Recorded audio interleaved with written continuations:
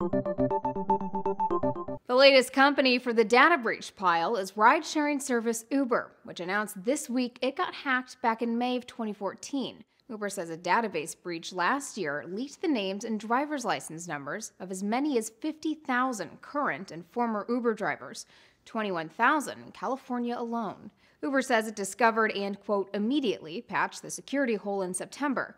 The company notified drivers and the California Attorney General on Friday and filed a so-called John Doe lawsuit to gather more information on the unidentified perpetrator.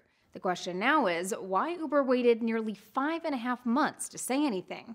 As Mike Isaac of the New York Times points out, Uber announced a 9-month-old breach at 5 p.m. on a Friday. He's not saying Uber is trying to bury the news, but he's not saying that. And Slate notes Uber used the blandest URL terms possible. The February 27th posting, titled simply Statement, is newer than other items on Uber's blog, but is not on the default list. The company seems to hope its blog post on the matter will disappear from the internet memory. The URL is impressively unsearchable.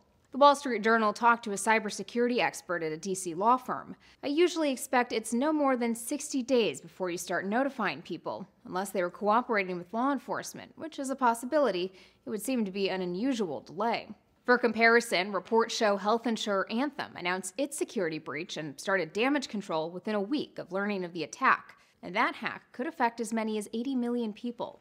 So far, Uber has declined to comment on the timing. The company is enrolling affected drivers in identity theft protection and recommending they monitor their credit reports.